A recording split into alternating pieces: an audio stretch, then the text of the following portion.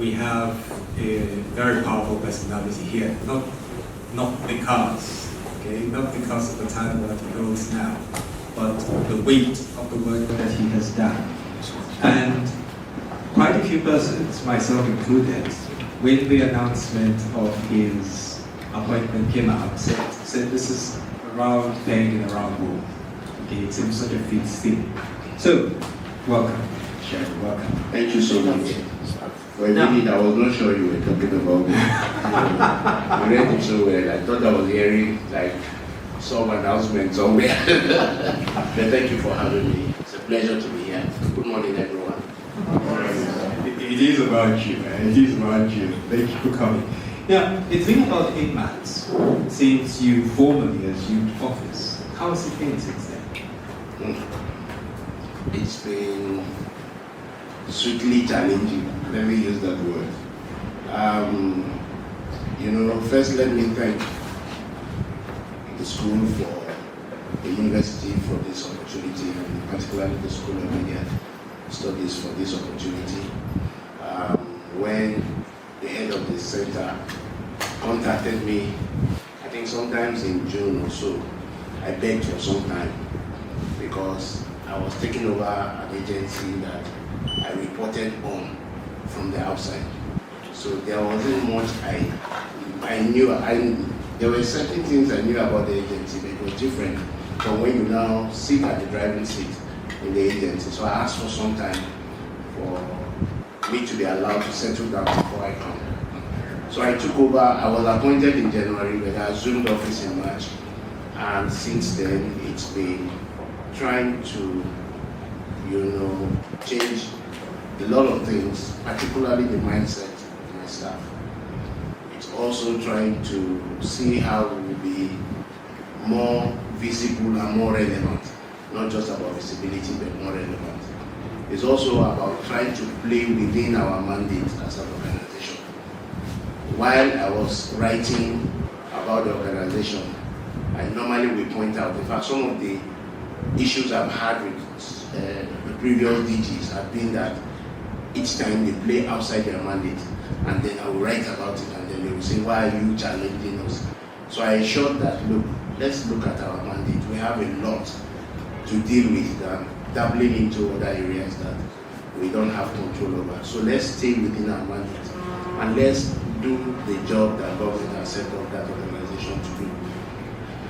And then it came to the issue of censorship, and I said, look, I went to the minister and I said, globally, we have moved far from censorship to classification, and so we should become a classification organization. Of course, you know that from outside, you can just say, why are these people still answering Censors board? But the process to get that thing turned from censorship to classification takes a lot of time here, because you have to go back. We're established by Parliament, so we have to go back to Parliament to change the name. If it was easy for me to do, I would have done it from the first day I was appointed. I would have changed it from censorship, because as a journalist at that time, when I interacted with filmmakers, they would be telling me that the Censors board, operates as if they have a scissors or something, and that when you bring your work to them, they have to chop it off, or they have to do this and that. And I felt that with the kind of exposure that we have, that it shouldn't be that, really. It should be about rating the films.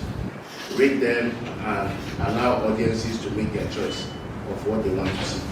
And then the other thing was that, if we are going to become a classification agency, then I must invest in media literacy. I must invest in engaging the audience, in letting them know that, look, we are doing ratings now. We won't cut out some of those things, but we will ensure that our filmmakers are responsive and responsible enough to give you the kind of content that you should see.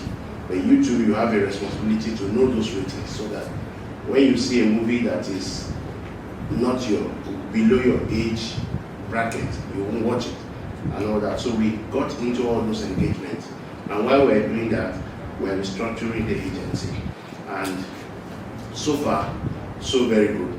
And I'm hoping that with more time on our hands, that we will do much more than I really want to do. And I see my appointment as like, oh, you have been writing about this Censors board the last 20 years. You have been criticizing them. Well, you go there and show us those things that you've been writing on. Because I covered the Censors board, the Nigerian Film Corporation, extensively. I was writing about them. In my yearly review, they cannot miss mentioning them, and I will mention there that they did this, they didn't do this, and they did this and that. So probably government now says, actually you'll be writing, or go and do. And I'm happy that I'm trying to implement within my powers anyway, because you know there's one thing to get into government and there's one thing to begin to do. A typical civil servant will tell you, oh, that not be so we did one, you know. So we've been trying to see how we can change those mindsets and let them know that filmmaking is dynamic, and so we too we have to be dynamic in our operations, in our thinking, and so on. So far, so good. I mean, I'm not the one to rate myself, but so far so good. It has been sweetly challenging. Let me use that word. Thank you. I do see that. It's been a busy few months. But for the benefit of I would say quite a few persons here, let's talk a little bit about the mandate, because you said there's a need to remain within the mandate. Now, the board has a rather far-reaching mandate. It is responsible for, well, censorship. That was the name that was given it then, which you now want to change to classification. But it's also responsible for licensing exhibitors. And I know that the board has also been involved in the past with distribution. Okay, so this is quite a lot. And of course, there's also that aspect of the mandate which leaves it open that anything that is required to carry out these functions can also be carried out. So the tenures of previous DGs have been marked by a greater focus on one or the other of these mandates, or rather aspects of this mandate. So what will your focus be? You've mentioned already to change censorship to classification. So now, the other aspects of all of this, what would you say is one that for you is of greater importance? Distribution and exhibition. We have to do something about exhibition spaces in the country. The problem now is that in Nigeria we have about 322 screens in the country, very inadequate for our population. We need to improve the numbers. I mean, India has over 10,000 screens. And when I mention screen here, I'm mentioning the screen where you go into, the hall where you go into to watch, not the cinema building. We have some cinema, I don't know the number, but in terms of screen, we have 321 screens. We need to increase the number. And so what did we do? We now came back and we said, look, let's activate the community viewing. Let's encourage people to invest in community cinemas. Because I had a tour as a journalist to India, and I found out that you could have the same film, maybe Filmmakers, Tribe of Judah. It was released on 5th of December, for instance. You could have the same film run at the same time. While it's showing in the regular malls, you could also have it showing in the community cinema. And the only difference is comfort. While you sit down on a seat like this, or the type you have in some of our cinema houses, there in the community cinema, probably you are sitting on a wooden chair, but you are watching the same film. Then while you are in the hall, in the malls, you are watching crisp, clear pictures and the rest. But in the community cinema, because of the projector they are using, you are watching the same film, but it's what you paid for. So we need to reduce, because our cinema exhibition space is very elitist. It's very, very elitist, and it's because of the number. If we have the ones that people can afford, then we'll be able to have enough space for people to go and have cinema experience, and then it will also translate to revenue for the filmmakers. And then of course we know that once it translates to revenue for the filmmakers, it invariably gets to revenue for government, because we pay the cinema exhibitor, will pay the license fee, the filmmaker will have classified the film that will be shown there and all that. So I now said that, look, we need to encourage people because we can't wait for one exhibitor to continue to expand. Then we can allow other players to come in. And so we started the process, and I went to the minister and I said, "Man, one of the challenges they have is our licensing fee for exhibition spaces. Can we waive for those who want to establish like a community cinema chain?" And she said, "Why not? Anything you do that will bring progress to the industry, please submit the proposal." I submitted to her, and then she approved. And then we have these people who came and said they want to establish 100 community viewing centers, and we have granted them the waiver to do that. And I know the impact of that 100 cinema, community cinema. What it means is that we are going to have 200 screens added to the number of the screen that we have today. And what it will mean is that you don't have to go very far to watch a film. You just watch a film within your neighborhood. Presently, I stay on the mainland, in Satellite Town, to be precise. And then if I have to see a film, maybe I come to the cinema in Festac Town to watch. I have to take a taxi. With the fuel situation now, I will not spend less than 10,000 naira to get there. And then when I get there, I will have to go in, and then my mates are walking in and they are buying popcorn. I will have to buy popcorn.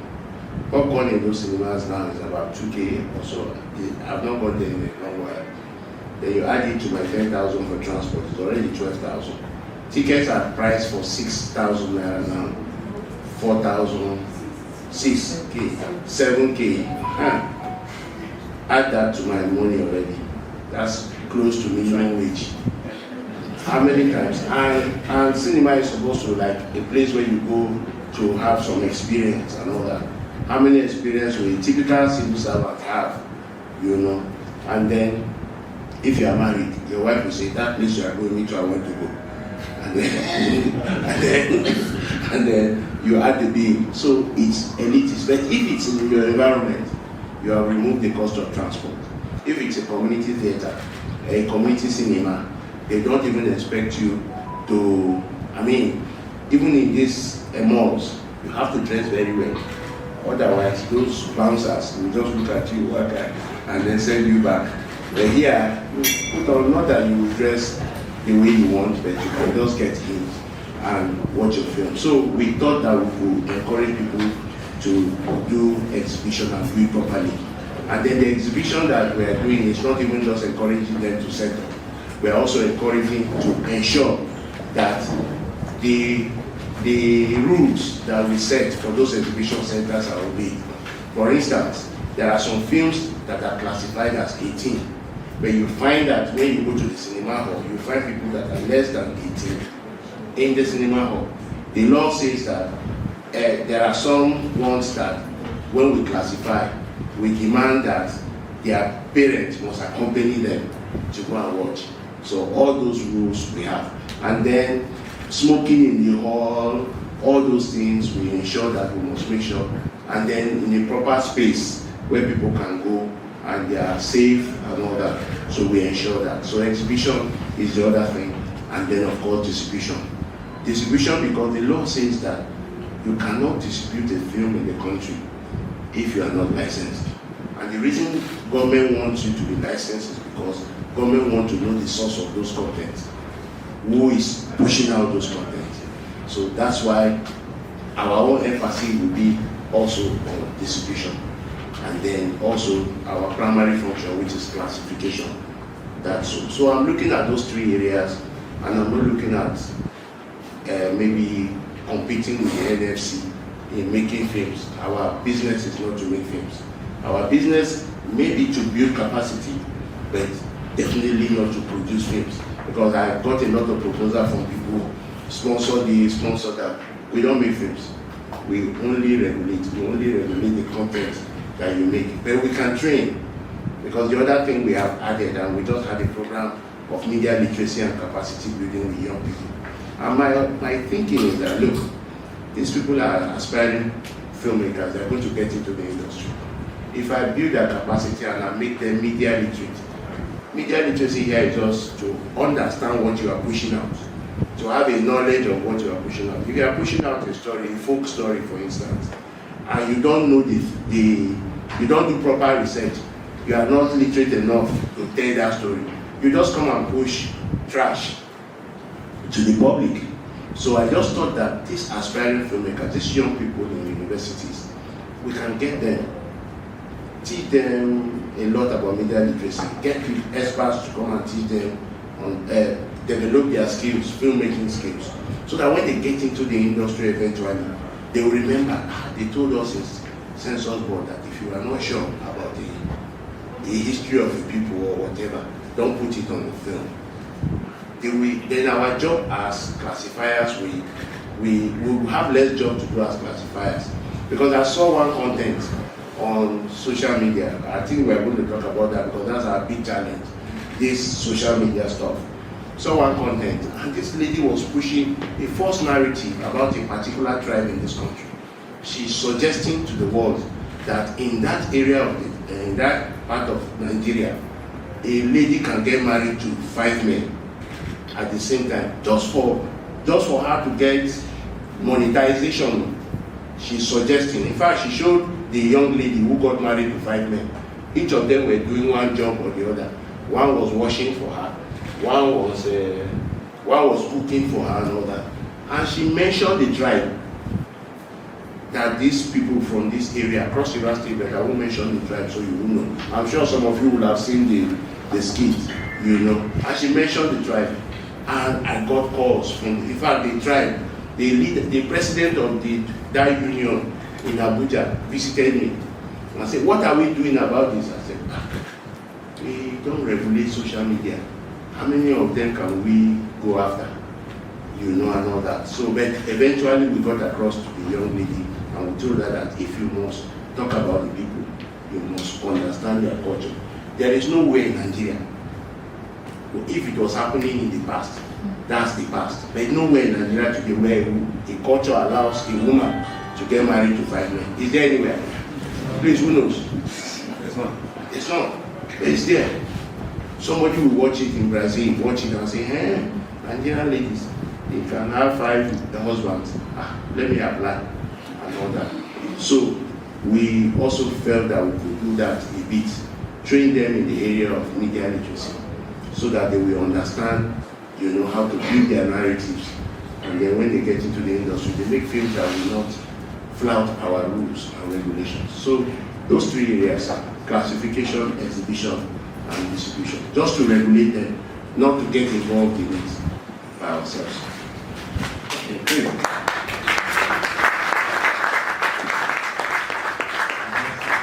Just one quick question. You said someone is going to set up 100 community cities. Yes, yes. Where, what locations? In the southwest. In the southwest. He has even started with about 4 in Ondo, and then he's hoping that he will spread it around the southwest. But this is like a trial. By the time he succeeds, of course, he will spread it around the country. Because what you will assume that these people don't want to go to the theater to watch a film, but there is hunger. If you go to the north, I'm just coming from Kano, and one thing I observed is that a guy we just put his phone, he has this iPad, and then he subscribes to a particular streaming platform, and then he sells his noodles and the rest. You will go there, you will see over 9 people standing there and watching. So if you provide them an opportunity to go to a place and pay some small money, they will prefer. Even in Lagos here, if you are passing in those areas where, you know, maybe in the area, the mainland particularly, you go to some places, you will see some people, they will stand by electronic shops, they are watching films and all that. It tells you that we don't have places where they can go and sit down and watch. The worst that we have seen is these viewing centers where they go to watch football and all that, you know. We have those types, you know, but we need proper cinema structure. India has the best example, and we have told investors that it doesn't cost much to do that. The only problem we have is licensing somebody's content to show officially. And then the only problem you have is to get the software that will enable them track how much money that you have made.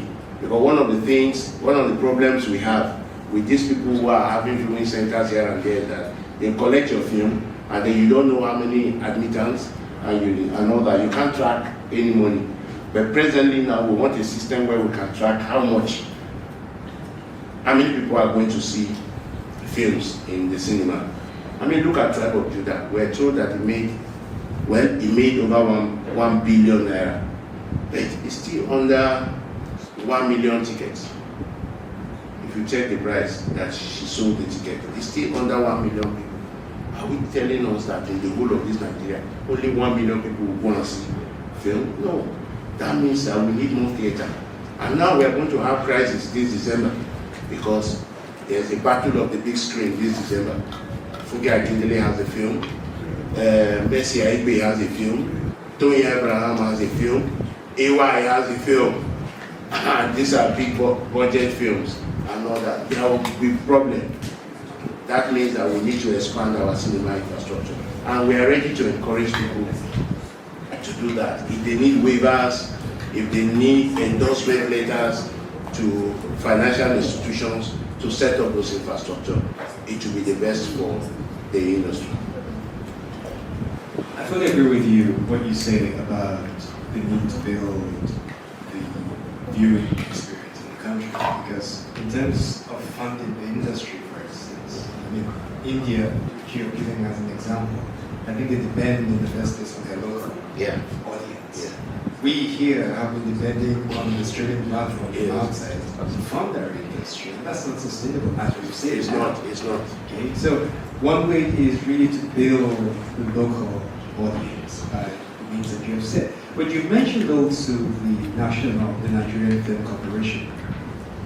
There have been in the past concerns about overlaps in terms of what the Nigerian Film Corporation does and in terms of what the Censors Board does with regards to developing the industry. Have you encountered some of these, or do you think that this is an issue that needs to be resolved? Yes. While I was reporting on the industry as a journalist, I was one person who was always calling the attention to the fact that there's overlap of functions. And the problem has always been the leadership. Each time people are appointed into those offices, the leadership wants to assume the big person, the big man in the industry. He wants to own the place. So when I was appointed, luckily, Dr. Alinu, who was appointed, he also is a practitioner. So we met, we had a very long meeting in my office, and I told him all the issues. He also knew those issues. And I said, look, Ali, let's stay on our lane. I'm a regulator. You are a development agency. Things like funding, things like making productions, things like encouraging productions, things like building production infrastructure should be your business. Like, we cannot be talking about building production lots and we don't have one single one where you can start a film from beginning to the end. We don't have one single one. In fact, presently it's even the music video producers that are even building production lots. Some of them don't go out. That's why you don't see them out. You know, they are building those lots. But we don't have a single lot. Now it's even individuals that are building film villages.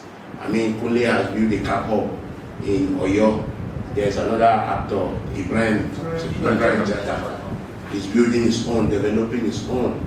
And why are they doing all that? They want to go to a place where there's no issue with, some boys trying to harass them. A lot of these filmmakers have been harassed while they were trying to make films and all that. So, build production lots, get funding, grants for people to make films about Nigeria, to promote the country and all that. Just face that, he's aware. But we discovered that some successive DGs or MDs of the NFC have always wanted to just even add the function of the Censors Board to their own function. And so we agreed that there will be peace. as long as we knew where the issues were. I faced my regulation work, and you faced your own work, and we work in unity.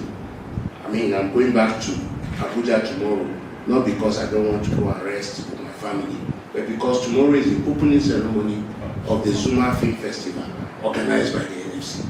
I should be there because a festival is a distribution platform. I should be there. And thankfully, they have put me in one platform about a producers forum as the moderator, and I've accepted the role. Before now, the MD of the DG of NFVCB will not accept because he will think that it is going to bring him down. The man is looking down on him, but this is not about bringing down. It's about developing the industry. So both of us have agreed there will be no friction at all. There will be none. If I have heard instances where his staff will tell him, "Sir, we have seen Shaibu everywhere.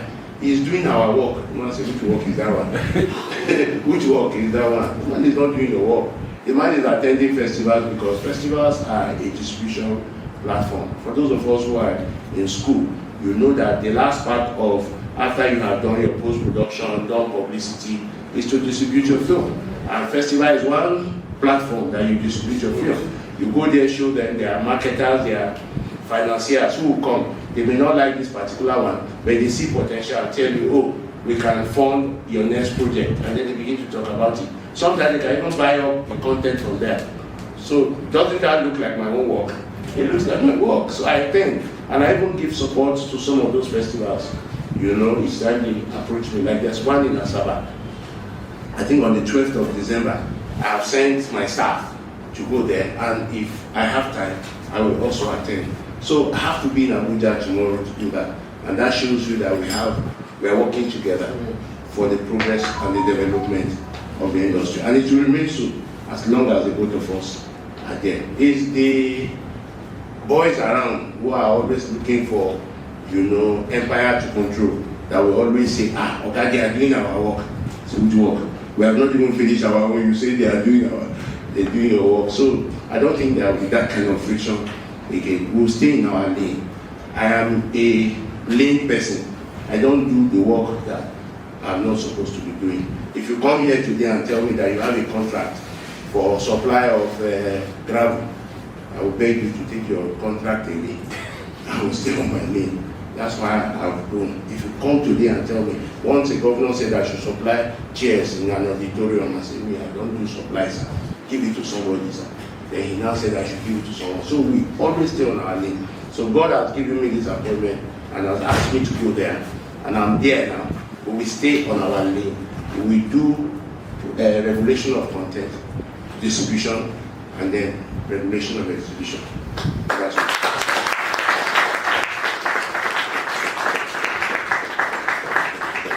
Let me take you back to what you were saying earlier about censorship and classification.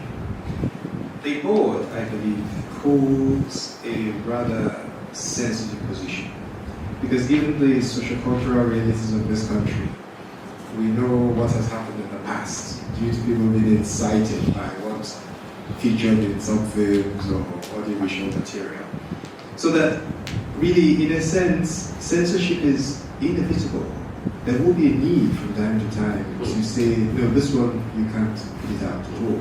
So how are you going to balance this thing you said now that you want to focus on classification and move away from the thing of censorship? How are you going to balance that? Okay, the law says that any film that is submitted to us, we should classify and give it appropriate rating. There is a rating that we don't use in Nigeria. There is there, which is the RE rating, which is the restricted rating. No filmmaker wants to make a film that will be restricted. Why do you want to make a film that is restricted? I've interacted with some filmmakers and they will tell me when their directors, some producers, they will tell me when their directors begin to shoot guns everywhere, they will say, you know the rating we will get for this film, because they are aware of those rules and they are aware of the society where we operate. So we will emphasize the rating, but also we are very mindful of the fact that some filmmakers will go overboard And when they do go overboard, we will meet them, we will engage them and talk to them. And I've had like 4 instances since I came to the board. There was a film that was, and everybody was calling me from everywhere. They are written petitions, written letters. So I reached out to the filmmaker and I said, why do we want to make a film that will incite the public? Why can't we just use other motifs, other ways to tell the same story, and you will succeed in telling the story?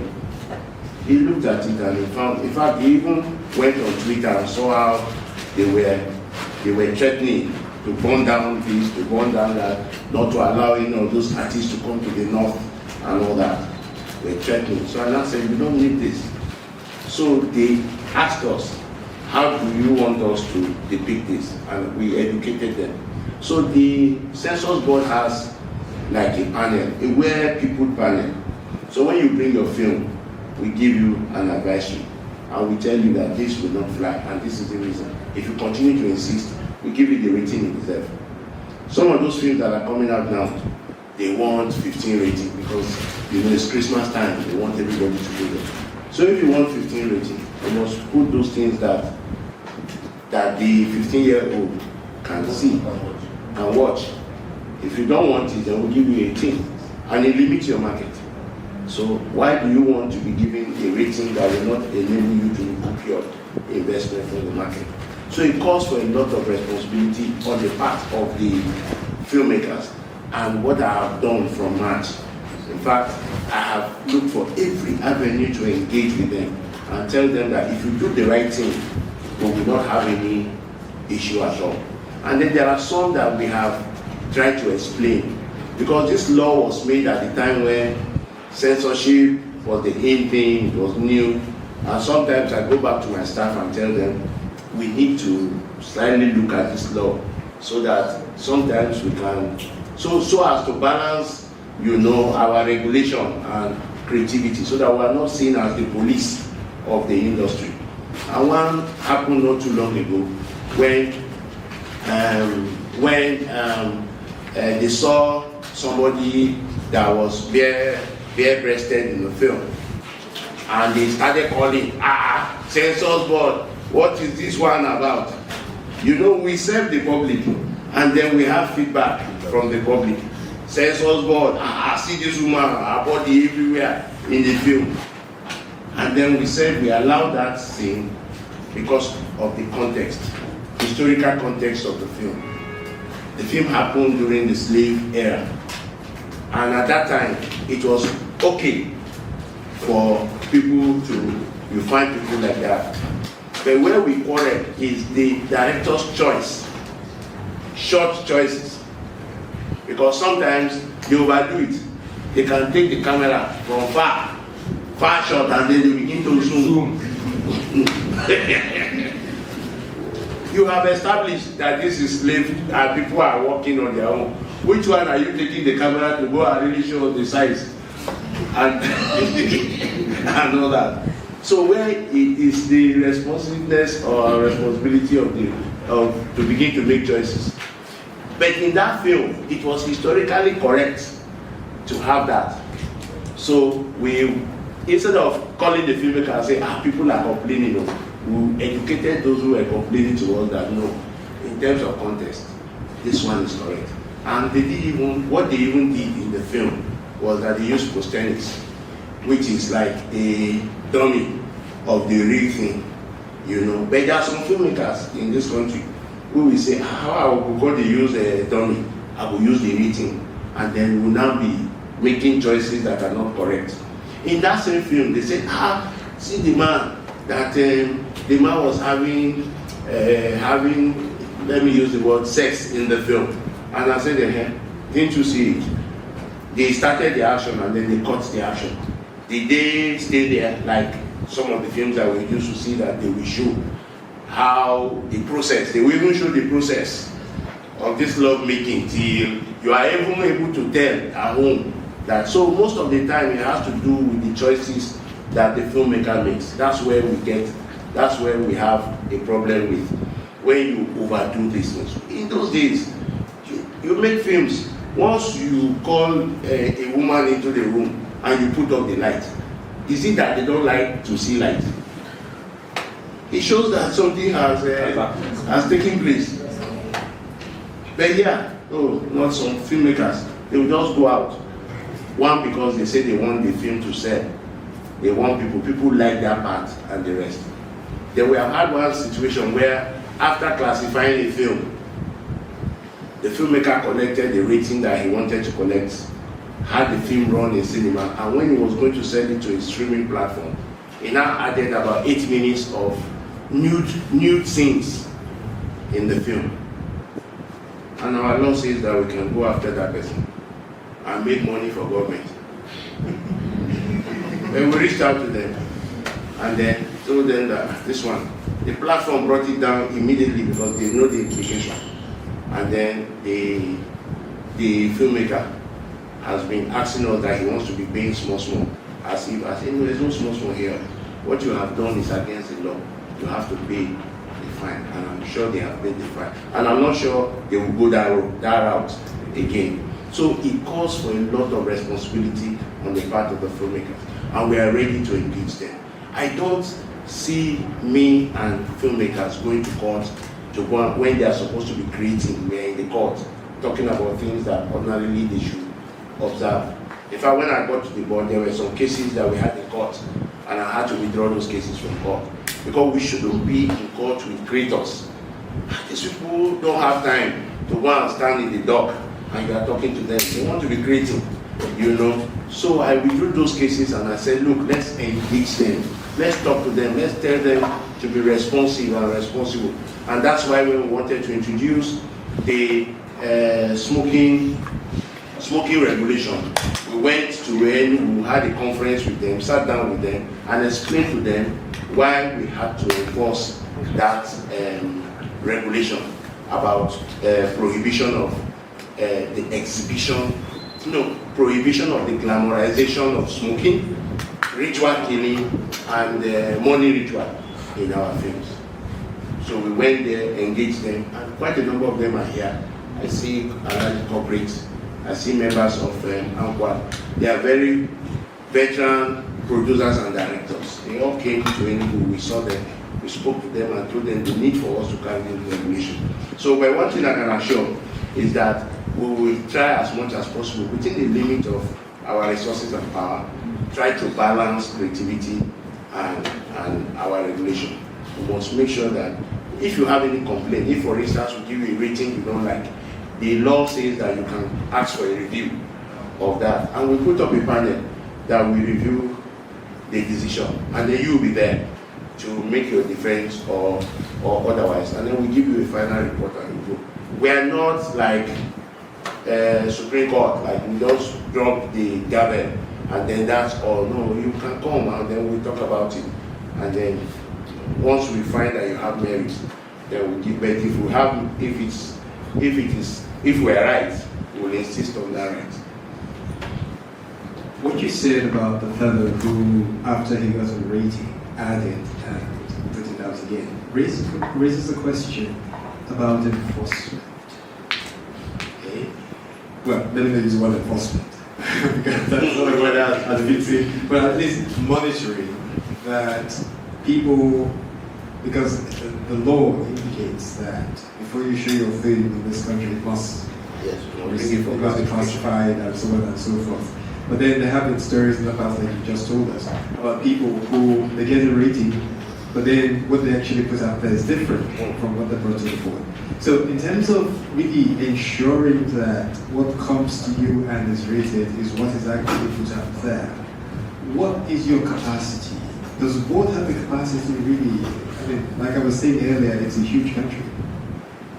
If I tell you that we have the capacity to monitor Nigeria, especially with the dynamism in the media world, I'll be lying.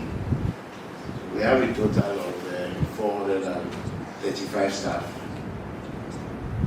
and we have 6 zonal offices and some state offices. To properly police, to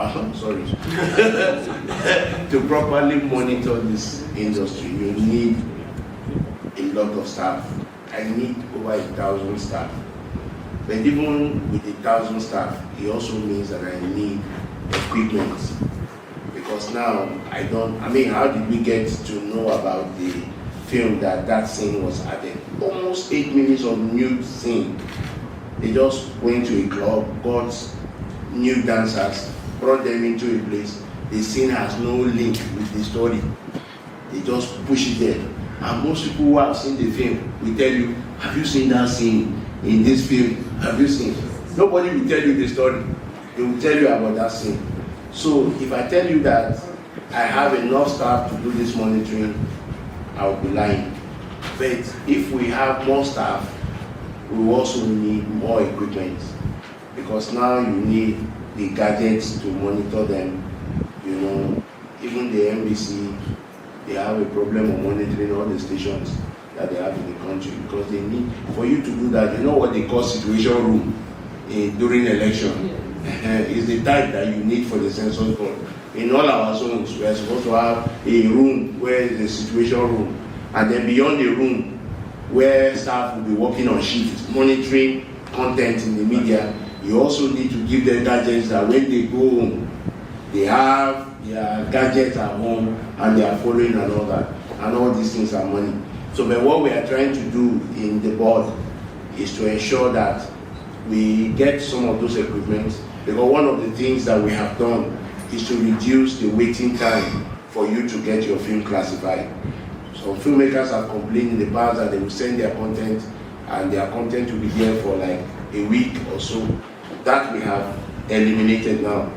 Now too, we do online classification. You send your films online, because we are aware that there are some content creators, there are some young people who don't have the time to begin to carry DVDs and say they are going to the Censors office to go and submit for censorship.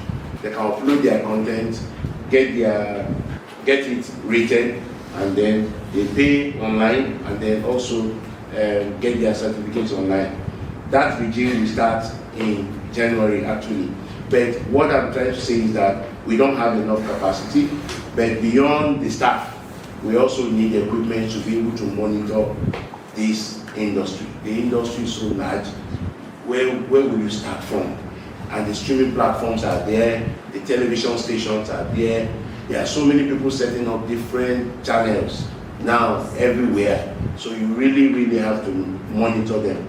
But the other part of monitoring will be to engage them. I'm prepared to spend as much time as possible engaging the filmmakers to make our job easier by ensuring that content that they produce, they are aware of the ratings that they're going to get. I was very happy when that filmmaker told me that, when my director starts experimenting, I'll tell him, this is not the rating we will get. And that's the kind of thing that I want to hear from the filmmakers themselves. Them being aware of the kind of ratings that their films will get. I want to read films. I'm an artist myself. It would pain me if I bring my work and somebody is telling me, go and remove this, and all that. Internationally in South Africa, how they have handled the issue of blood. You know, in this our industry, we don't respect, let me not generalize, but a lot of our filmmakers don't respect the audience. They just splash blood in their faces with their films. In South Africa, you can't see blood. They will turn the screen to black and white at that point. Then if we tell them here, they will say you are suppressing artistic license and the rest. There are some people, when they sit down home watching and they see blood, they can pass out. I know a guy who was doing a skit. I was sitting down with one lady in the room. She's elderly. She used to be my headmistress. And we're just sitting down there. And the guy just brought a chicken or something. And then turned the head of the chicken and was forcing it into.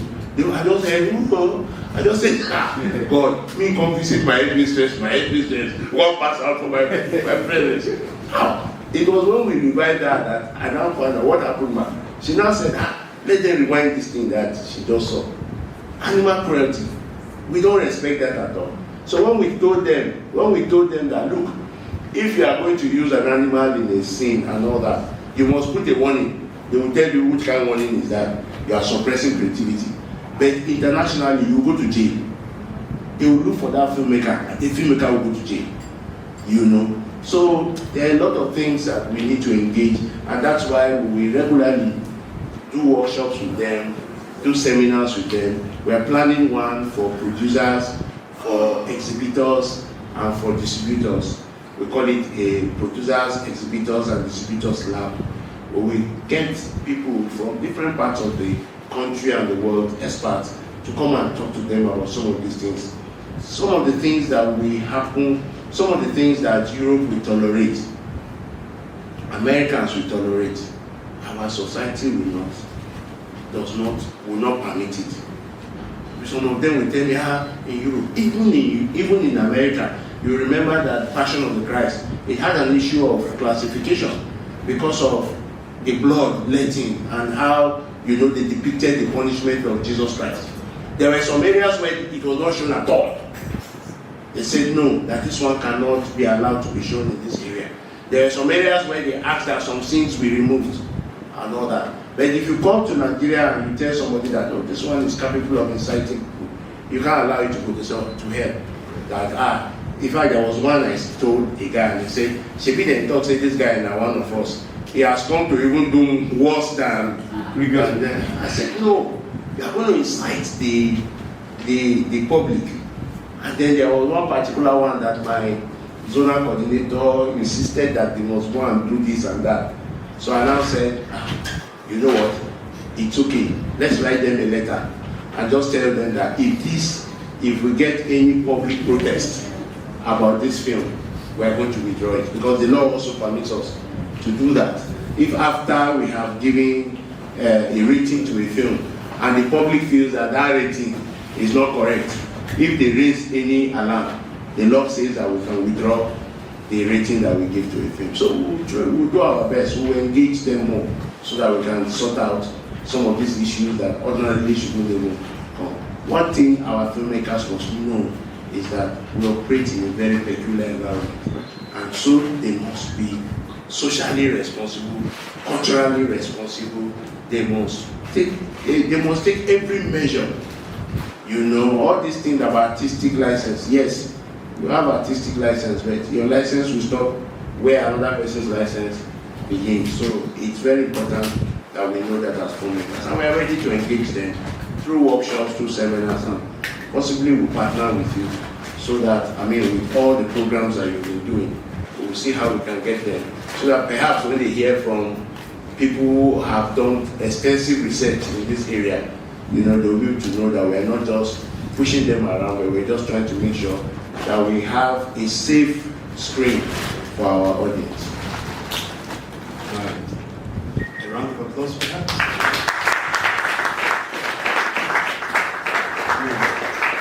Thank you. Now, you have mentioned, in what you just said, you said something about skits. You mentioned previously the challenges of social media.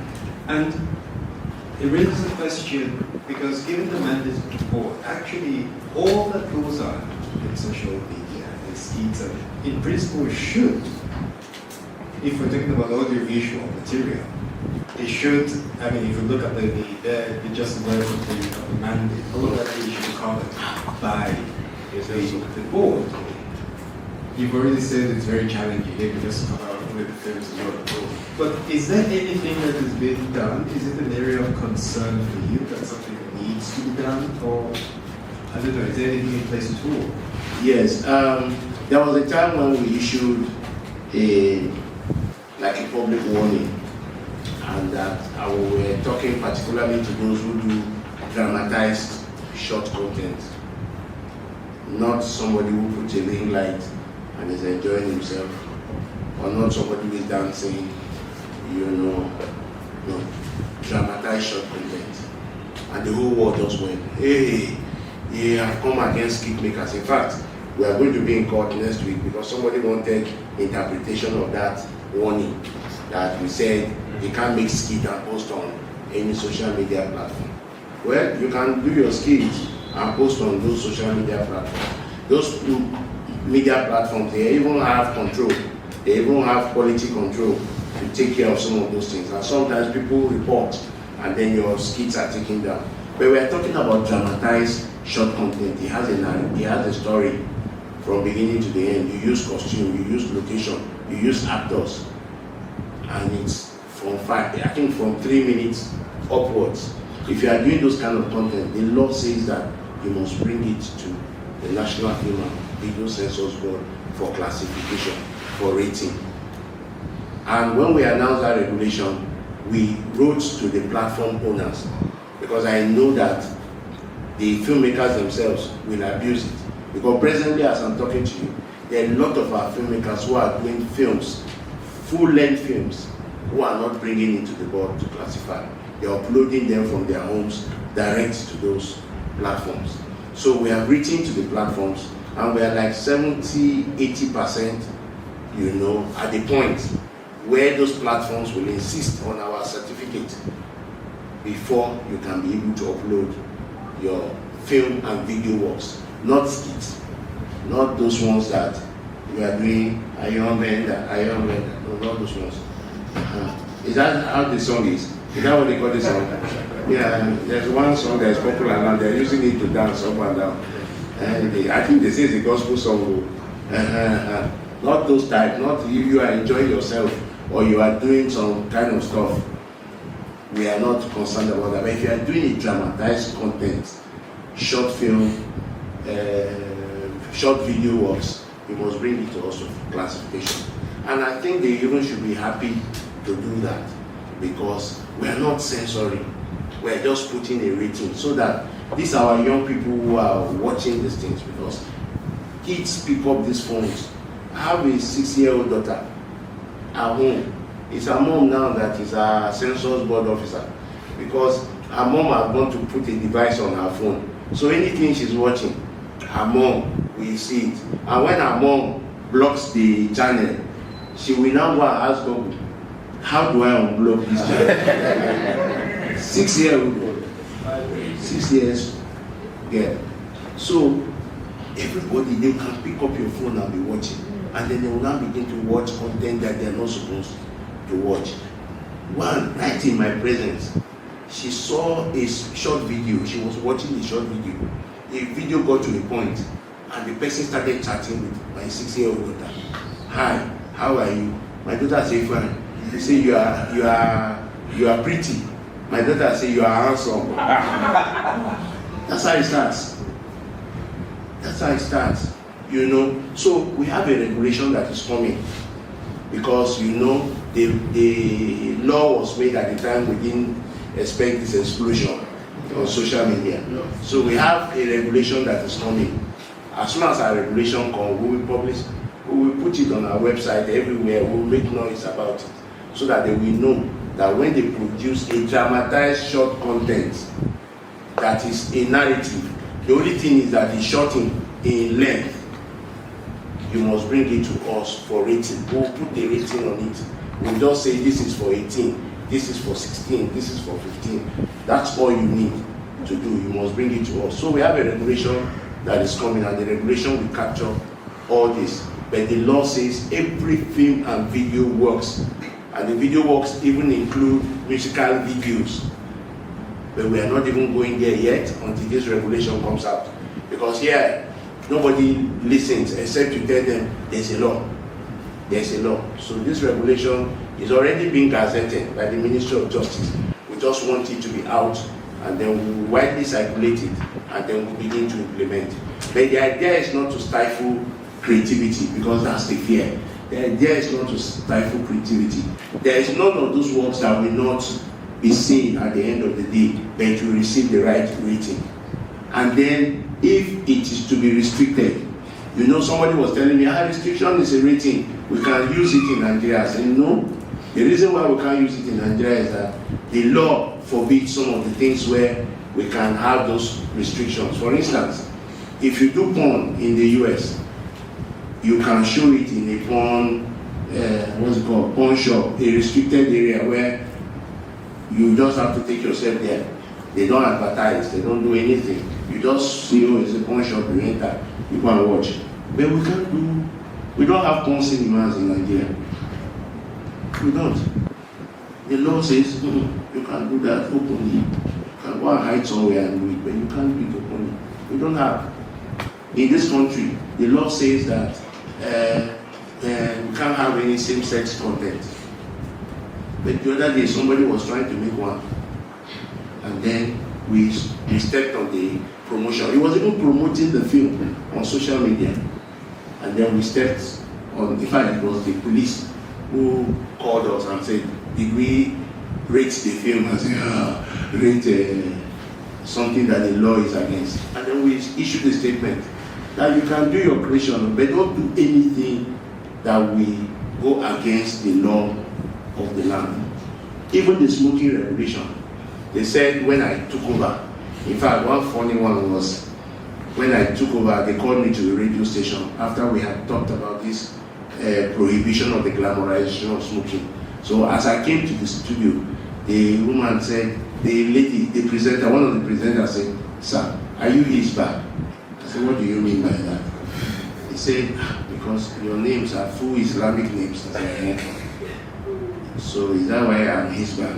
He said, "Because maybe they appointed you so that you come and be stopping all this stuff." I said, "Anyway, I'm not his back. I want to disappoint yourself. I'm a Christian." With these full names, full Islamic names. I said, "Who leave the names? They don't disturb you. I'm not his by anyway." And I was not sent to come and stop ISIS. But how did we come about that regulation? There is a Nigerian Tobacco Control Act, 2004, 2008, and they have been reviewing the law. And the law gives responsibility to every agency, including non-governmental organizations, to implement aspects of the Nigerian Tobacco Control Act. For instance, you can't smoke anyhow at the airport area. There are designated smoking points. In fact, the airport is so bad that I'm sure if they send you to the point, you won't smoke again when you come out. Because they have one room for smokers. So you just go there and kill yourself with smoke inside the room. Okay? Formerly, you can sit down in an aircraft and smoke. But now, you will hear the announcement. Nigerian Civil Aviation Authority warns that you can't smoke. And there are smoke alarms in the plane. So even if you are the one that is so pressed that must smoke, when you go there, the smoke alarm will start. That's their own rule. APCON, you can't advertise tobacco anywhere. Have you been seeing any billboard? You can't see, because the law says APCON must take care of that part. In fact, now, if you see the pack of tobacco, you will not want to touch that. But some people are still touching it because they will say something must kill man. Because now, on the pack of tobacco, you will see somebody's teeth that is almost dead. They are telling you that those people who smoke are liable to, and say, "I bet something must kill man." But why am I giving this illustration? That act says that we must play our roles in making sure that we prohibit the glamorization of smoking. We, National Film and Video Censors Board, we have our own role to play. Because they found out that having banned smoking on advertising on TV, having banned promotion of musicals. You know, there was a time in the country where most musical shows were promoted by tobacco companies and all that. Having banned all those forms of promotion and the rest, they now found that the movies are where these tobacco manufacturers will be pushing tobacco. So you have a young lady in a film, she's 21, she had a friend on campus, they were supposed to meet at the date didn't work, the lady comes back home, and the only way to get out of depression is to finish one pack of cigarettes. And then she brings out the cigarette, and she looks at it, the camera will zoom to it, and then she will drop it. Then the same scene, the girl will just take one, they will do the speed. She will finish one, finish two. On the train, you will see about 7 stops just to get out of that depression. Is that not promotion? Is that not glamorization of smoking? But that law says that if there is any necessary smoking scene, you must put a warning from the beginning of the film and say, this movie and the actors, they do not promote smoking in any way. But you know what they are used to in Nigeria? That page where they says, don't, this thing is copyrighted in Nigeria, don't replicate it and all that, that's all. Other warnings they don't do. They don't warn about animals, use of animals in films, they don't warn about smoking, they don't warn about even character names, they don't warn. You know, internationally, if you do a film and somebody is coming close to identifying that you are talking about maybe Shaibu in this film, you will say there is no resemblance, so you do a disclaimer. You know, we don't even do them here. So there's a regulation coming, sir. And once the regulation is out, I don't want to put the cart before the horse or horse before the cart, but the regulation is coming. Once the regulation comes out, then we'll go and begin to address the issue of those who release their films to these platforms without classifying at the board. But please, I'm clarifying, it's not those kit makers, not those ones who are having fun, who are dancing or who have ring lights in their room and they are doing all stuff.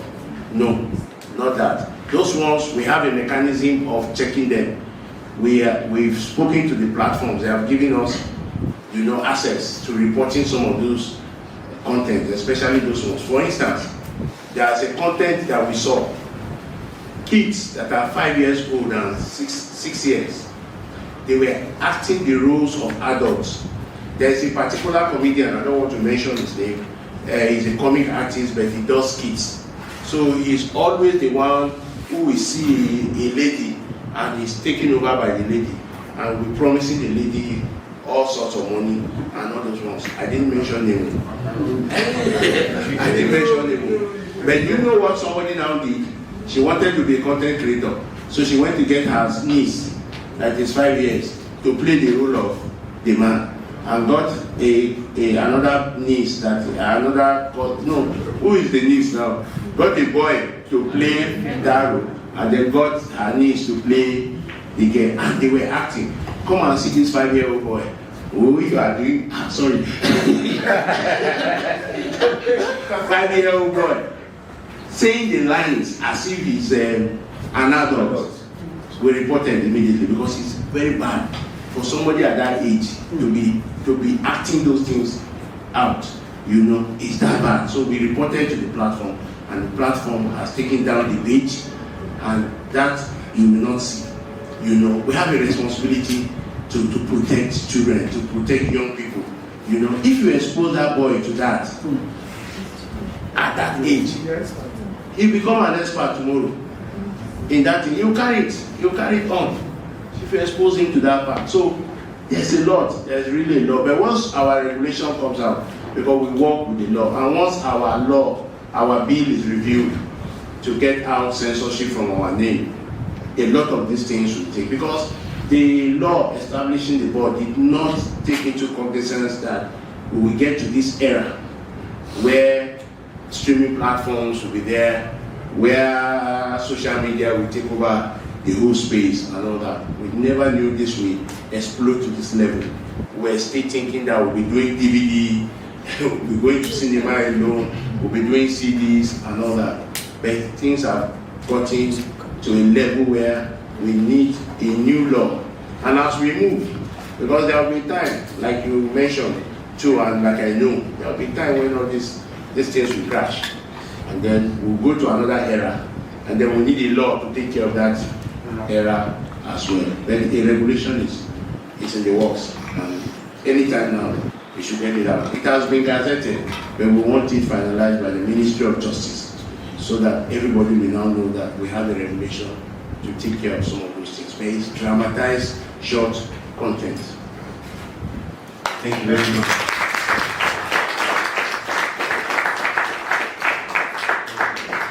One last question from me before we turn to the audience, who I'm sure will have questions. You have spoken about doing things with the filmmakers, you're planning workshops, to enlighten them, and so on and so forth. Now, in the past, the board has also done things to enlighten the audience. This is now, because it's one thing to say, yes, let the filmmakers know how to better position their film, so on and so forth. But there's also that need for media enlightenment on the part of the audience. How the audience really should, you could say, understand films, so that people are not carried away with what they see, how they can interpret it. Are you planning anything like that? No, we've been doing that too. I even met it in the board. In fact, before I came to the board, it was popularized by Mr. Emekamba, the former DG. He started the media literacy, project, and I think it just dwindled with time. But when I came, I ensured that we started it.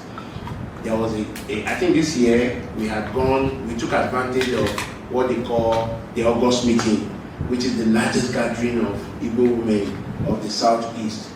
We went there and we had this media literacy program, told them about ratings, told them about what to expect, how to monitor what their children watch and all that. And we have been having it. In fact, it's almost like what we do on a daily basis, because I have a platform called Telegram in my office where I monitor what happens in other states.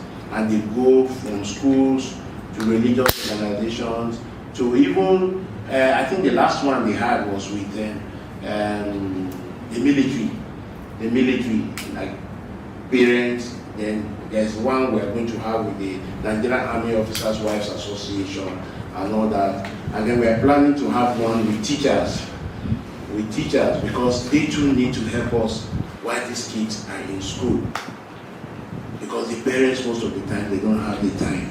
But if teachers know what these kids should see and not see, even them themselves, if they become media literate, it will help us a lot to take care of what we call enforcement and the rest. So we're doing a lot in that area in terms of media literacy. It's one project that I want to take very seriously as I run through my tenure as the Executive Director of the National Film and Video Censors. We are going to ensure that we have regular education, regular enlightenment programs. Teachers, parents, take more advantage of. In fact, in the whole of the Southwest for next year, during the August meeting, it will not just be what we did in Anambra. We are going to take it through all the Southwest. And then I understand that there is a gathering for Ariwa women, there's a gathering for market women and all that. We go through them and teach them. The feedback at the program, the August meeting program we had in Anambra was overwhelming. Those women were just like, In fact, I think in the hall, somebody said, "Can be checking that from time to time, just call them and check what they are watching on the phone and the rest." Right there, the woman started calling, "Bro, bring me that smartphone when you come back today.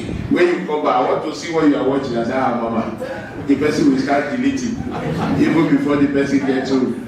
No, this one you do it discreetly, and then you password, you do, and it was even there that one of my staff was educating them that they can have an email or something, a Google mail or something, a Gmail account that they can use to monitor whatever they are watching or whatever they are seeing. She can be able to do, and that's even what my wife has done now. Because nothing, she will come back and say, "Who watched this one? Who did this?" And then they now say, "It's not me." I say, "How can you say it's not you? You are the one. I saw your name. I saw this and I saw that." So we will engage. We continue to engage the audience. Our responsibility is not just to the filmmakers, but even to the consumers of the product. We engage them at different levels.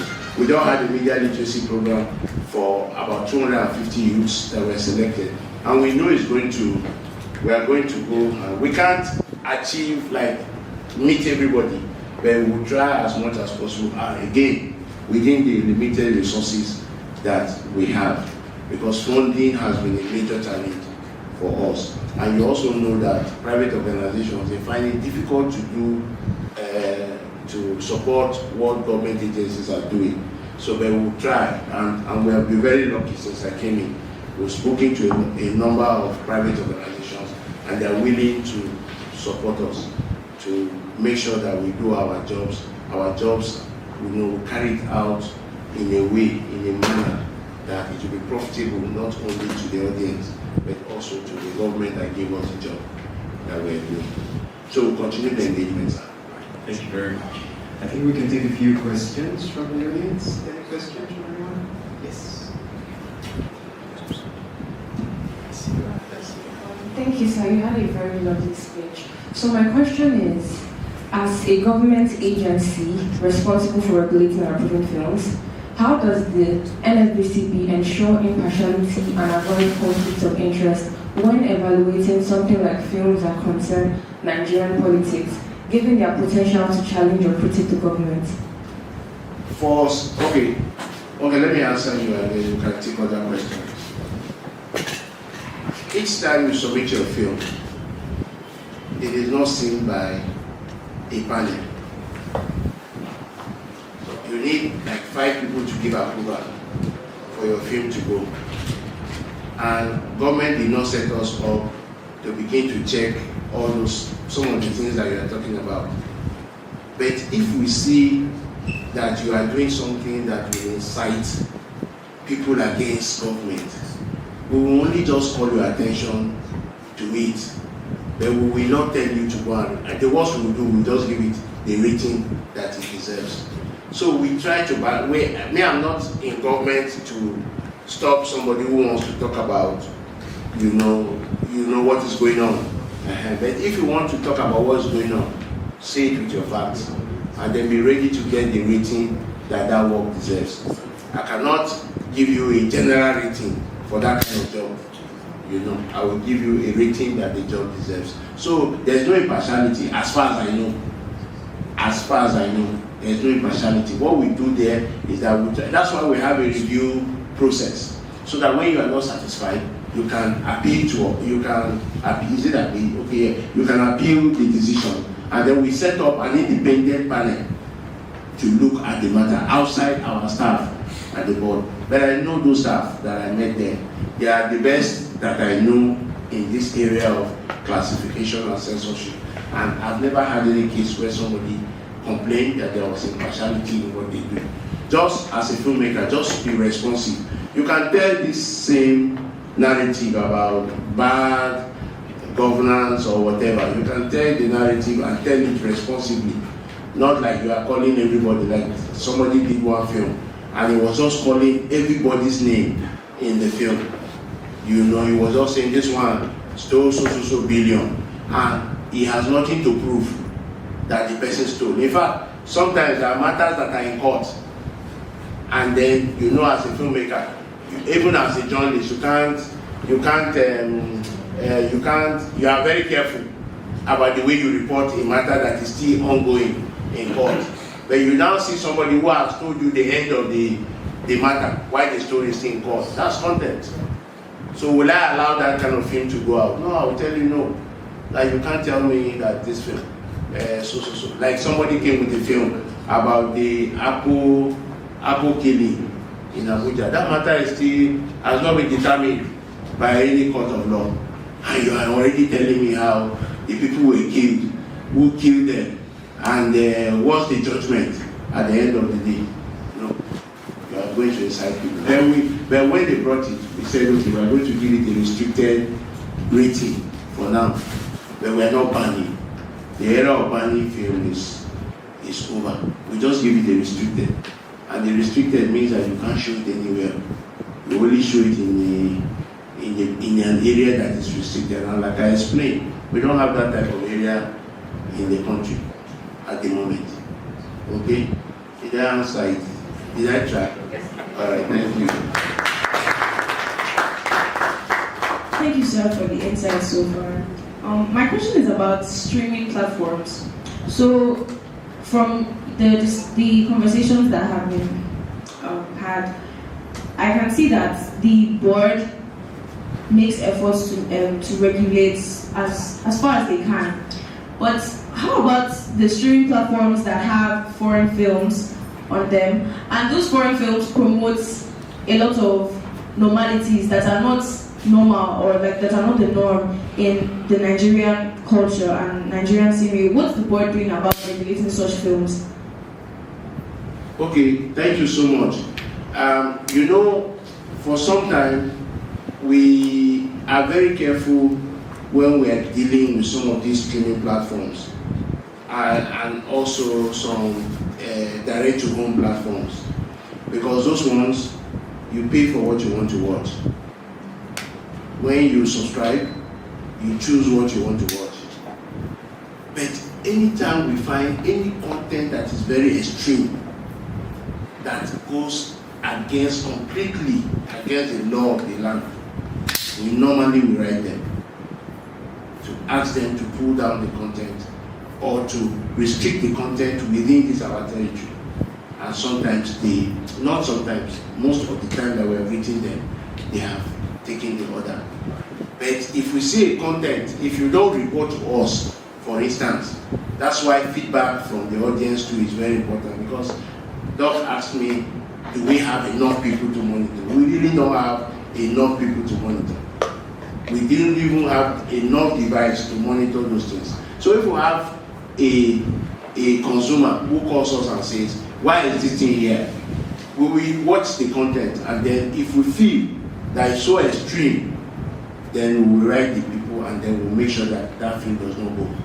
It happened recently. Somebody sent me a WhatsApp and said, in our country, you are allowing this, somebody's promoting, asking people to come and watch a same-sex movie in the country. They sent it to me, and immediately I sent it to my people in operations.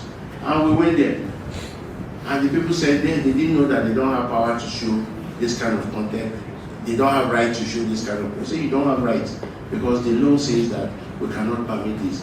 So sometimes we don't get to see those contents. The consumers will have to report to us, and then we write to the people if it is very, very, very extreme. But what I know is that those streaming platforms will not accept any film from you if you don't have a certificate, you don't have a classification from the board. In fact, there are some films that we are given classification certificates to, that they will still write us to ask us, are you sure about this particular film? I know a film now that they don't want to touch. It has shown in cinema in Nigeria, but because of the religious issue in the film, they don't want to touch the film. So they wrote to us to ask us, can we give them a letter to allow them to acquire this film to put on their platforms? And we said, yes, this film showed that it had 18 rating, so you can allow the film to go, you know. So if we have films that are very, very extreme, we can ask them to restrict it within our territory. So we recruit you as a volunteer. If you find any, our emails are there, info@nfvcb.gov.ng. Just send us an email. And I have my staff, most of them, we even have heavy presence on Instagram and the rest. I particularly do. So you can just inbox me and tell me. Most of the complaints you have gotten, people send me, DM me, send me some DM, and then I will just take action. Like this one about the lady who married 5 men from a particular culture.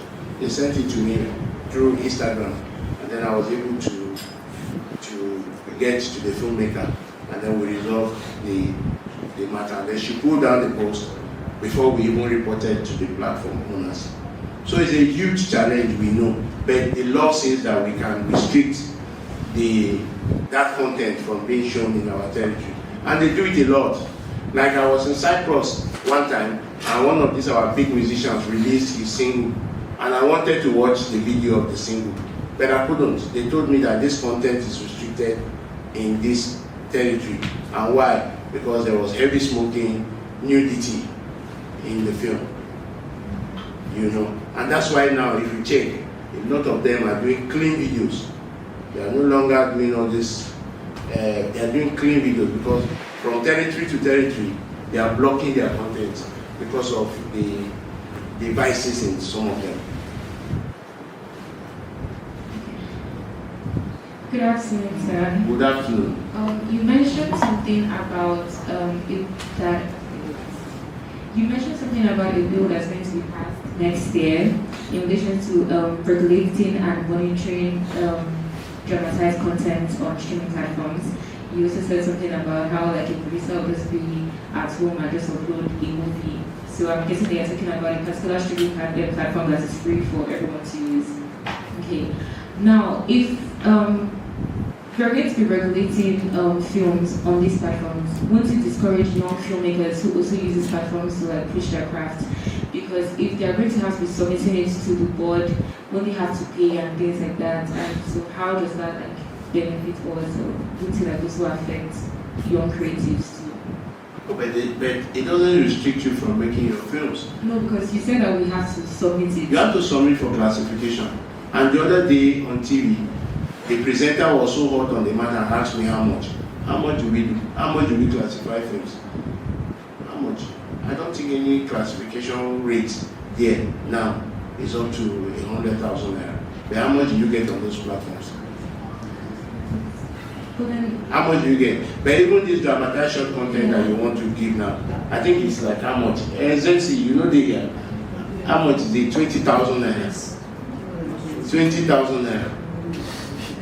But what about those that don't have that much? But you have money to put on the platform. You have money to buy data and put on the platform. And you have money to put on the, you have money to buy data, you have money to pay actors and actresses, but you don't have money to rate your film. I know. No, we are working with the platform, and we'll tell the platform, and we are working with them, and we say, look, the law, they recognize the fact that you have to rate your film. You have to rate your video work. They recognize that fact. In fact, in some territories, you can't stay in your home and upload anything. In some territories, especially in the Arabian territories, you cannot. But here, you can do it from home. But what we are saying is that you must send it to us for us to rate it. It is for your own good.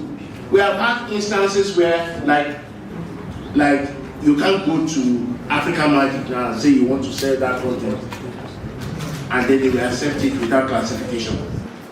They will demand, and you see a lot of people. I can read the text message of somebody now who wants to have African Magic wants to acquire his content, and they're insisting that he must bring a censorship certificate from the National Film and Video Censors Board, and it's on my case because they want to buy like 22 titles from him.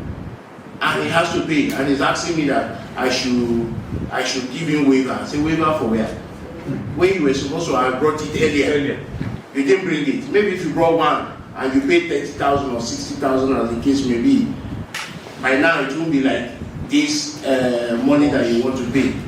Sincerely, it is not about the money. How much are we asking you to pay for classification? It's really not about the money. Let me tell you why we're insisting on classification, my dear. Data. Every year, when we got the rating as the second largest film producing society, it was to the Censors Board that UNESCO had their final data about the films we produced. By 2006, it was like compulsory that you must bring your film to the Censors Board. So we had data to give to UNESCO, and UNESCO declared us second largest in the world. They just sent me an email from my office about the films that we have classified in October and November. We are reporting 200 films. Do we make 200 films in Nigeria? When a single person makes 200 films in 2 months in Asaba.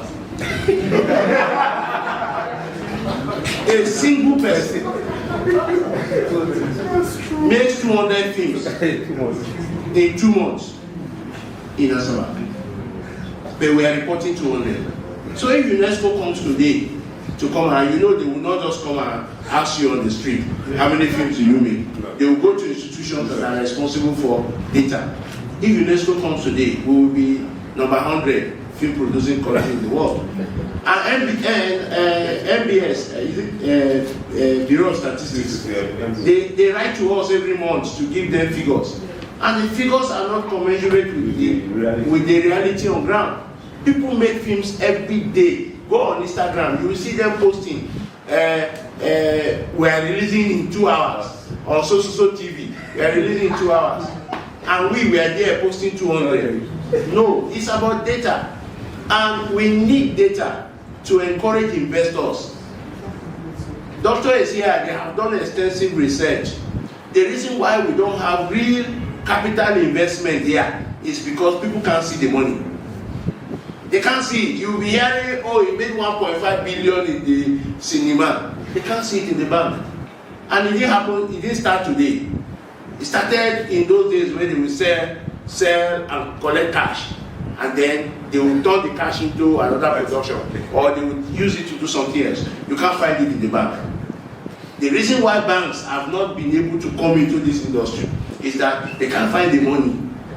You don't hear an actor has made, the actor is worth 5 billion. They can't see the 5 billion. Instead, maybe they'll be seeing it in those things they carry on their neck. And do stuff.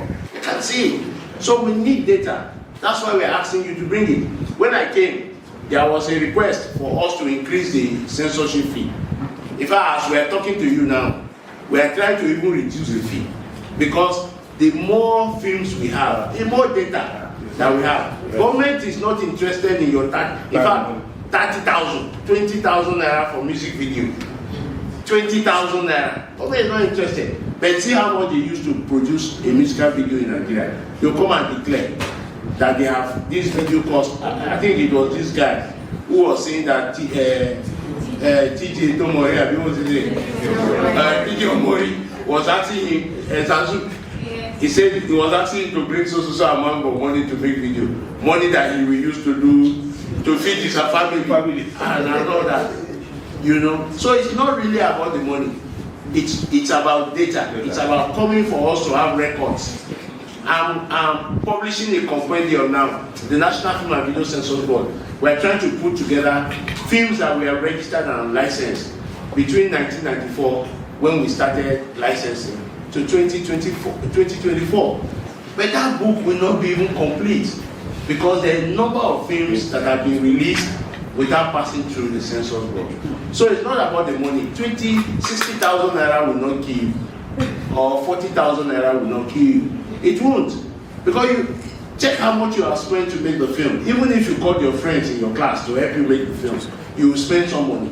So why don't you obey the rules? Why don't you go classify the film, have your classification certificate, so that any day you want to exploit the film somewhere else and they are asking for the certificate, you already have it. So it's really not about the money. I'm prepared to even bring down this price, present price, because the more for me is better than the less that we are experiencing now.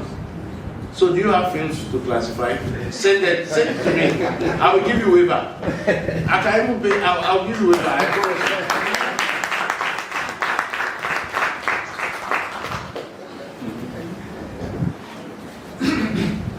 Thank you very much, Dr. Husseini. Thank you, sir.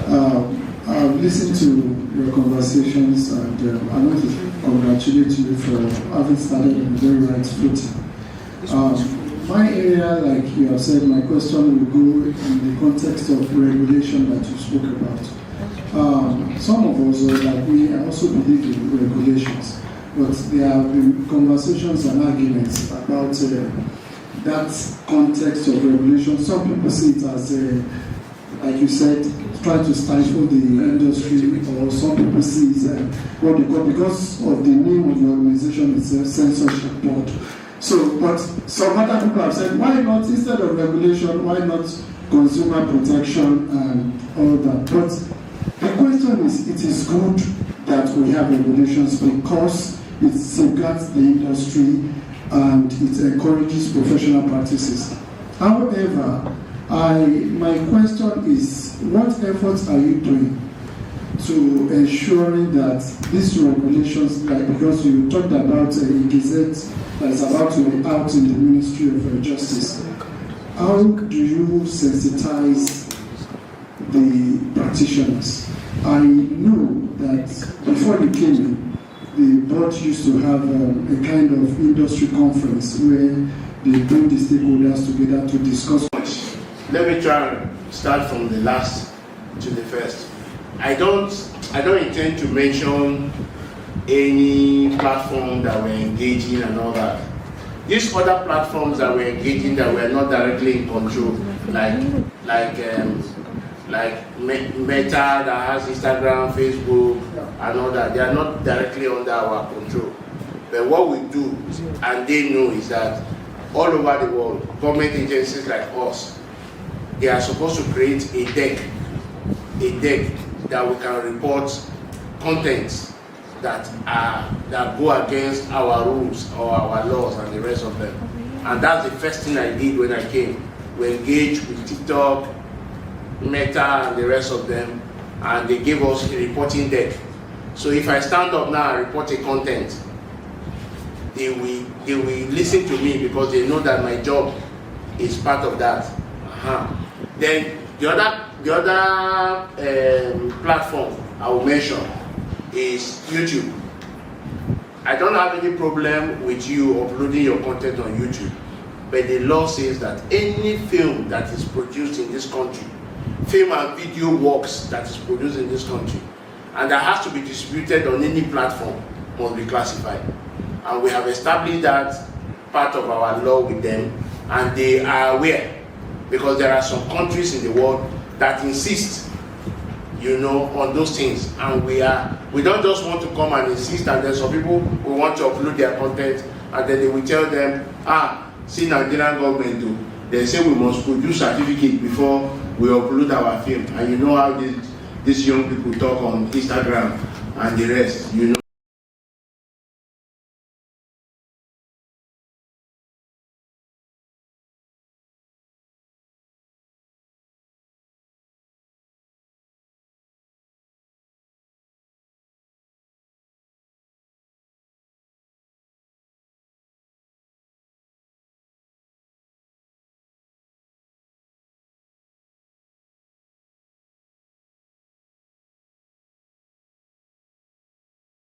contents that you have on your platform. But we are saying that anybody that is producing a film or video works, you must ensure that that person have that thing classified. Because we have a problem here where people don't obey age ratings. Consumers, like you said, don't even know. Like there are some mothers, they don't even know. They sit down with their children and they'll be watching some kind of content at home and all that. So we have gotten like 90% in our discussion with them, and we're trying to get how we can do it so that we don't, like my sister was saying, we don't stop people from practicing their art, because almost every Nigerian is a content creator now. Everybody, even some women, I saw them at one train station, and they were carrying phone up and down and saying, actually, I don't create content. I say, everything is content creation for Nigerians now. Just create it and put it, and then one day they will tell you your page is being monetized and all that, So we are going to get that platform. And then coming to holding engagement, there's nothing that I do without engaging. They are here. Some of the filmmakers are here. They will tell you that I've had meetings and I'll continue to have meetings. When we wanted to get that regulation approved, we took them to a conference in Enugu and we told them. But I knew that that's just one segment of the filmmakers and practitioners. So we went to the north. And we even have another Southwest consultative meeting with them. But the conference you were talking about, we just had it 2 weeks ago. Nigerian Digital Regulation Conference. We just had it 2 weeks ago. And they were all in attendance. And we tell you that we massively invited them to come. Because that conference affords us the opportunity to talk about what is going on in the industry, trends and all that. So we'll continue to have more engagement. I'm not tired of engagement. In fact, if it is possible for me to be meeting them every month, my traveling to these festivals, like I was here for Kingdom Film Festival, I was in Kano till last night, 10 p.m. at the Kano International Film Festival. I'm going to Abuja tomorrow. I'm not just going to those festivals because I want to just appear there. but I've always had opportunity to interact with filmmakers and tell them which direction we are going, and all that. So we will have engagements, and then I've also tried as much as possible to make us have feedback channels, make us have presence on social media, have our website is working now very well. In fact, on our website, you can call, but don't go and start calling people up at midnight too. You can call any time of the day and you get either a text response, WhatsApp response, to any complaint that you have. I thought that they were lying to me, and I tried them one day at 2 a.m. and they answered me, and I said, we are getting somewhere at least. It's very interactive now, and all our social media platforms are interactive. They have to be interactive because the only way we can remain relevant is to make sure that we interact with not just the filmmakers, but even with the consumers, and some of you who have given me very valuable feedbacks today that I came here. Then the one that you talked about, because yours was like 4, I can't remember now. The bureaucracy. Okay, the bureaucracy, thank you so much. Actually, I took over like March 14 or so. Before that time, one of my friends now wanted to classify her film, and then she called me. I said, I never take over. I never collect my letter yet. He said, but Shaibu, how will go there with DVD and the rest of them? So I now said no, that we have another system now. If you don't want to go to our office, you can submit your link on Google Drive or whatever. You submit online, and then they will process your film. You pay online and all that. It's still a bit not smooth now, but it is working. Because there was a time I was at a festival in Enugu, Coast City International Film Festival. They were saying, no, they cannot be going to the office in Onitsha to go and submit. I said, but we even have an office in Enugu. But anyway, we have an online submission process, and I gave it to them. And under 48 hours, they screened their films and then gave them their classification certificate. But we have a deck called the Magpie. I didn't start it. It was started by Mr. Emeka. That's why till tomorrow I'll continue to credit him as one person who laid a very solid foundation for what we're enjoying today at the National Film and Video Censors. So he started it, but when other people came, they didn't find it important for us to go that way. But we have to go completely digital now. That platform will take off from January 1st. This is apart from this online that we're doing now. But from January 1st, that platform will take off. You don't need to see anyone. You will, on that platform, you will submit your film. You will make payments with a card. You will get your report. You will see how the film is being classified. And at the end of the day, you will print your e-certificate from that place. You don't need. The only time you may have to see somebody to talk to is if they have a complaint about your film. And they will usually, and I like my staff for that, they will write you and tell you the reason why they are not granting you approval for the film. And when they give you that reason, you have a right to appeal. You know the reason, and then they will process it, and then we will be on the same page at the end of the day. So, no bureaucracy, really. And then even in my office, they know that I don't allow a file to be on that table until the next day.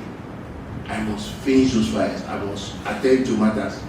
And then, I'm sure at the digital conference, Alaji, you heard the lady says that she has never seen, this is not about self-praise, but she says she has never seen a civil servant that is accessible.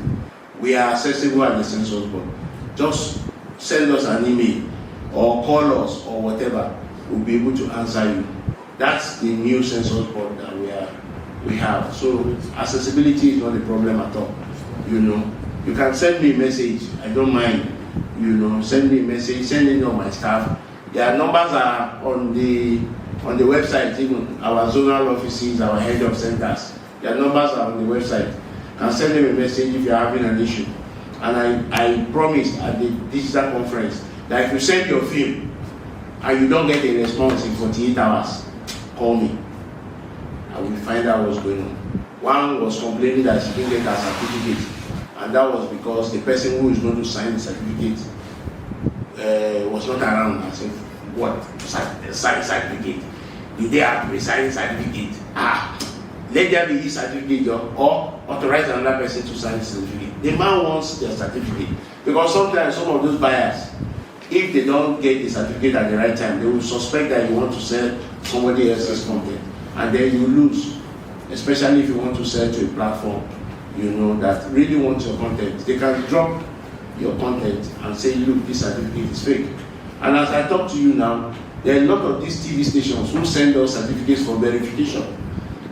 They will just write to us and say, this filmmaker has brought this film to us and wants to sell it. Have you licensed it before? So we'll make all those confirmations. That's why I want to appeal to my sister again, that these films we are putting on YouTube, one day you want to sell them to a TV station or to something, they will ask you for certificate.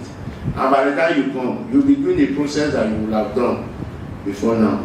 So it's not about stopping young people from creating and dumping on us. It's also about getting data. And it's also, and how much is the money? And I'm even prepared with my management anyway to bring down the cost, to encourage us, young people like us, to have our content. Thank you very much. One last question, please. Good afternoon, everyone. Good afternoon. My name is Shaibu Husseini. I'm a trailer editor and a film journalist as well. I want to thank you so much, sir, for the exposition so far. So my question is, with regards to the issue of staff strength for the purpose of monitoring, what steps have been taken by the Censors board to attract young people to the workforce of Censors board? I've been noticing for a while since I came to this industry that most young people tend to gravitate towards the creative side of things. The film business aspects, they don't really gravitate towards that direction, and the regulation as well. So what steps have been taken by your team or the board to make this happen? Thank you. All right, so let me answer that one quickly. And I want to thank you so much for that question. And it's not as if everybody in the world is a Methuselah or everybody is old. We have tried in our own way to attract them. If you are outside, you will think that once you are made a chief executive, you will just come and start employing people.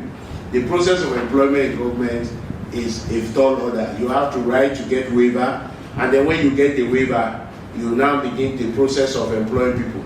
And let me tell you one thing.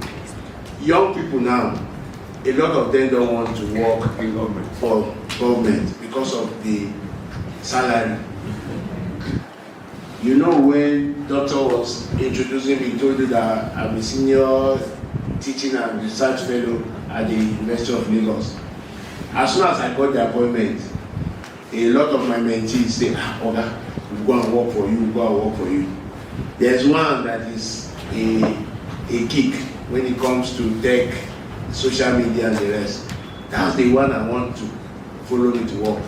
We went to Abuja once after I collected my letter. He now said, I know, sir, your salary will be like 10 million. I said, 10 million where? I showed him my paper, my pay slip. He said, what? This is rubbish now. Then I said, guess what your salary will be, because once you enter service, they will start you from level 8. Highest will be level 9. That's if you have some experience. Level 8. 150,000. You know what he told me? He now brought out his phone and he showed me 7 clients that he does social media marketing for. And they pick 7 clients and they pay him like sometimes his biggest client there pays him like 400. Some pay 150 and the rest. When we now put the total together, he was earning more money than me that wants to employ him in the agency, But what we have done really is what we do now before we get, and I promise you that when we get our waiver, we are going to have very young people come into the system because they have to grow to become old anyway. But we are going to give priority to young people. But in the meantime, I take more coppers more young people as corpers into the system. And what I do is that I just go to, if you call me and say you want to do your service, I'll just say, just make sure that they address the letter to the Director General National Film and Video Censors Board, and I will give you a place. And you are not coming there to just come and be doing CD. I'm going for community service, or people will be sending you up and down to buy body. I put you in the mix. As I'm talking to you now, I have traveled with a lot of them. We go, they are part of our activities, you know, and some of them have finished serving and they're interested in being retained and so on. So we have a lot of young people who are doing things, and for me, by the side, I have a lot of young ones that have engaged so that they can give us that kind of energy, youthful energy that we need to be where we are today, you know. So I will give priority. Thank you for bringing this up. I will give priority. What I will do is to look for some kind of incentive to attract them. Because truly, when I got my job in government, I was working for British Council. They were paying me, at the time, they were paying me 200,000 naira monthly. That's like 1999. And they will gave me Hamdala Lodge. I was staying in the hotel. And then they will give me tickets twice to go to Lagos. Ask me what I was using my second ticket to do. Last Friday of every month. Okwebi. Lagbaja. I will come to Lagbaja on Friday. Motherland on Friday, I go back. So when I now came to Lagbaja, I saw the artistic director, the man who now became artistic director of National Team. So he now said, Shaibu, you know, when he introduced me, he said that I used to dance. Honestly, I used to dance. I danced professionally. I even became president of the Nigerian Dance Guild of Nigeria. This person, this frame that you see, sitting down here. So he saw me, he said, Shaibu, where are you? I said, okay, I'm working in British Council, I'm in Kano. He said, I want to give you a job at the National Troupe of Nigeria. I said, no, I don't want the job. He said, come and take a job. It is better, it's pensionable, it's this, it's that. When I went to the office to take this job, they gave me my letter. Salary was 64,000. 64,000. This is me earning 200 plus 2 tickets, plus staying in the hotel and eating morning, afternoon, and evening. So I said, oh God, this is a downgrading now. So it was one of my uncle there, my townsman, who now say, Shaibu, if I'm you, take the job. There's something he used. There's a future or something. There's prospects or something. He used the word. So when I entered Albarca, that time there was an Albarca airline. When I entered Albarca, I sat down, business class, you know, I was not hearing Shaibu, take that job. There's a future. There's a future. So I went to Kano. The thing was disturbing me, so I now said, okay, let me come. So when I came back to pick the job, I picked my letter, and just a week after, the man who approached me for that job was now made the chief executive of that agency. So he now appointed me his personal assistant. That was how I was able to survive. You know, because once you are personal assistant, it comes with some perks, you know. That's how I was, otherwise I wouldn't have been in civil service, and probably I would not have been here today. So we will attract them and we'll give them some incentives. Maybe what I was planning to do is, if I take like 5 young people, I will get an accommodation for them. Then I will tell them to begin to save to pay for the next accommodation. Because accommodation is usually a problem for young people in Abuja and all that. So if I will give them some incentives to make them work. Because if you go to other agencies, I've been to British Board of Classification, very young people that are working everywhere. But that does not mean that the heads of department are not old people, know. But they have young people working. But I will give priority. And thank you so much for that suggestion. Okay? All right.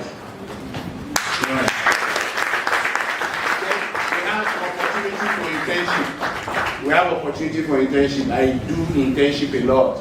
You know, if you come to me and say you want to intern, we give you opportunity for internship.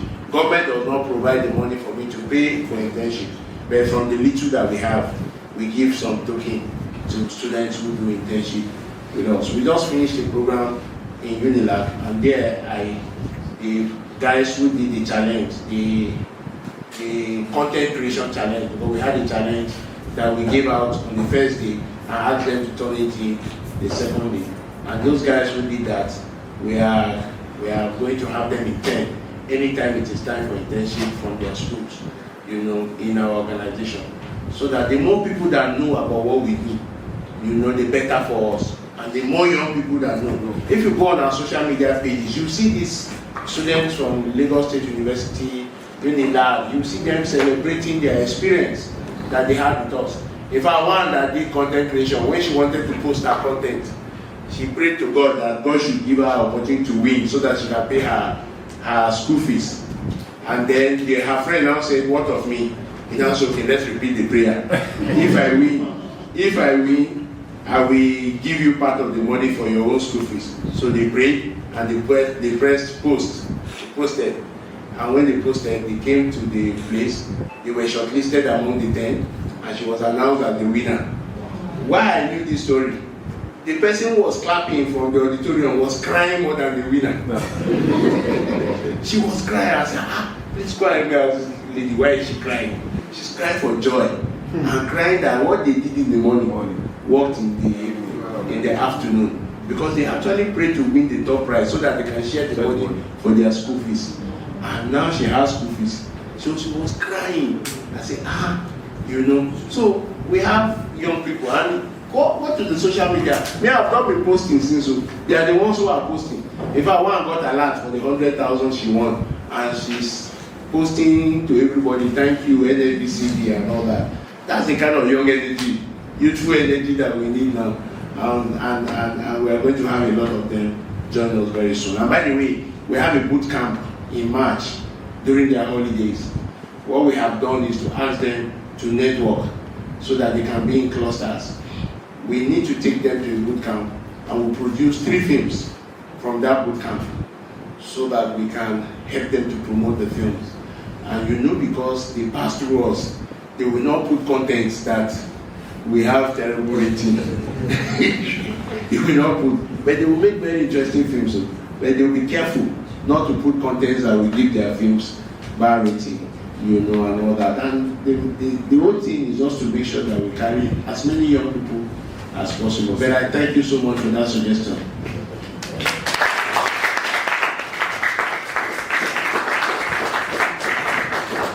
Unfortunately, we must bring this to a close. I know that there's still some questions, but we have kept Dr. Husseini talking for 2 hours now. So thank you all very much for your questions. Thank you for your presence here. But above all, a great thank you to you for your presence and for sharing with us so much. We will look out for all the changes, the introductions which you've told us to expect. Please expect it. And when you follow, if you find that I'm going out of the way, please engage me. My Twitter handle is @Igalaman. My Instagram handle is @Igalaman. IGALM. Engage me. I'm like a sponge. You can put anything on me. If you find out that I'm not doing what is right, engage me. Go on Instagram. One man is wearing suit @Igalaman. And then we have NFVCB too on Instagram and everywhere. Engage me. I saw an elder of mine here, my daddy actually, and I want to just specially acknowledge him.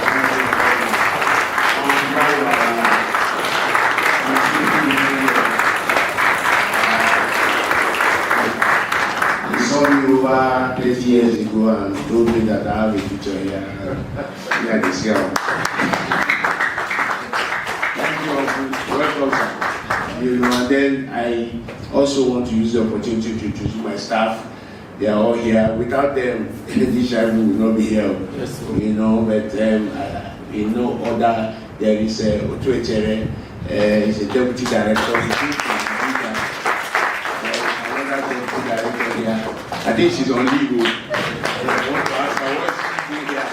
She's the zonal coordinator of the North Central Zone. North Central Zone is made up of Jos, Plateau, Benue, Nasarawa, Niger, Kogi, Niger, and Benue, and Kwara. She's a big woman. And then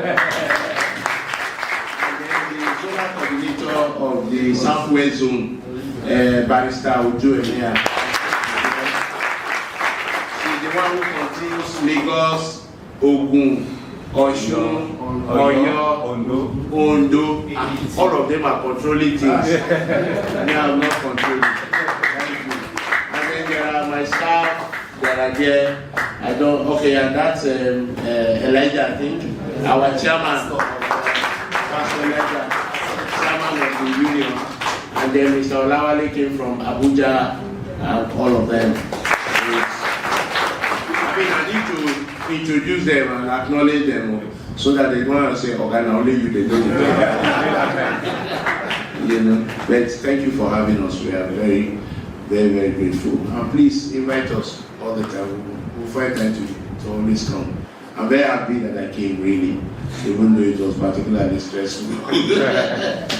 You know, and then you know, God smiled because usually you go to the airport and they say the flight has been put up, postponed or cancelled or whatever. But I just kept getting a text from our head of center. She said, "Sir, I hope you're able to catch the first flight." I said, "Yes, I caught the first flight you didn't pay for." But it's a pleasure to be here. Thank you so much for having me.